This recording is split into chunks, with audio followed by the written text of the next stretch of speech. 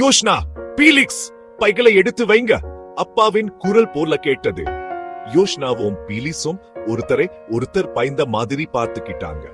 அவங்க அத மாலா வீட்ல இருந்தாங்க. அவங்க அம்மா ஆஸ்பத்திரியில இருந்தாங்க. அவங்களுக்கு ஆபரேஷன் பண்ணணும். அத மாலா எப்பவும் ரொம்ப இனிப்பு கொடுப்பாங்க. நைட் லேட்டா தூங்க விடுவாங்க.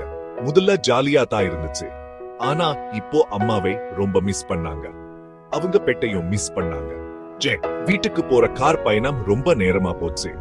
யோஷ்னாவும் பீலிக்ஸும் அப்பாவை பார்க்க ரொம்ப ஆர்வமா இருந்தாங்க. ஆனா கொஞ்சம் பயமாவும் இருந்துச்சு. அப்பா ரொம்ப ஸ்ட்ரிக்ட். எல்லாம் ஒழுங்கா இருக்கணும்னு அவருக்கு பிடிக்கும். வீட்டுக்கு போனா வீடு பளிக்குன்னு இருந்துச்சு. சமையலையில இருந்து நல்லா வாசனை வந்துச்சு. அப்பா சமைச்சாரா? பீலிக்ஸ் அப்படியே பார்த்துட்டா. இது முதல் முறை.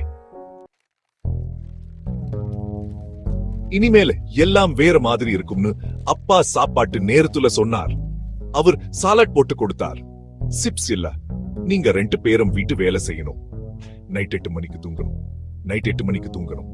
யோஷ்னாவும் பீலிக்ஸும் அப்படியே ஷாக் ஆயிட்டாங்க. அப்பா எப்பவும் பிஸியா இருப்பாரு. சமைக்கவோ வீட்டு வேலை செய்யவோ நேரம் இருக்காது. ஆனா அவர் ஒரு டைன் டேபிள் போட்டார்.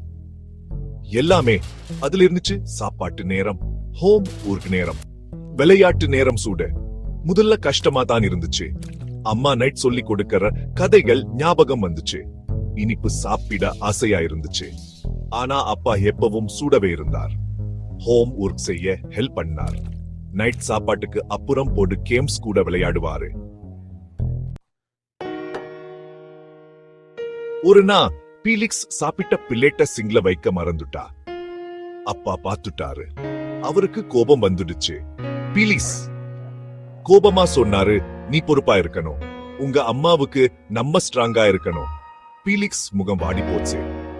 அவன் வேணும்னு அப்படி பண்ணல. அப்பா சொல்றது சரின்னு அவனுக்கு தெரியும். அவனும் ஹெல்ப் பண்ணணும். சீக்கிரமா பிளேட்டை எடுத்துட்டு போய் கழுவினா. யோஷ்னாவுக்கு ஹால சுத்தம் பண்ண சூட ஹெல்ப் பண்ணா. அன்னைக்கு இருந்து பீலிக்ஸ் எல்லா ரூலஸையும் ஹாப்பாலோ பண்ண முயற்சி பண்ணா. அப்பாவை கஷ்டப்படுத்த சூடாதுன்னு நினைச்சா. அம்மாவை பெருமையா அப்பீல் பண்ண வைக்கணும்னு நினைச்சா. ஒழுக்கமா இருக்கிறதுனா தண்டனை அப்படின்னு இல்லன்னு புரிஞ்சுக்கிட்டா.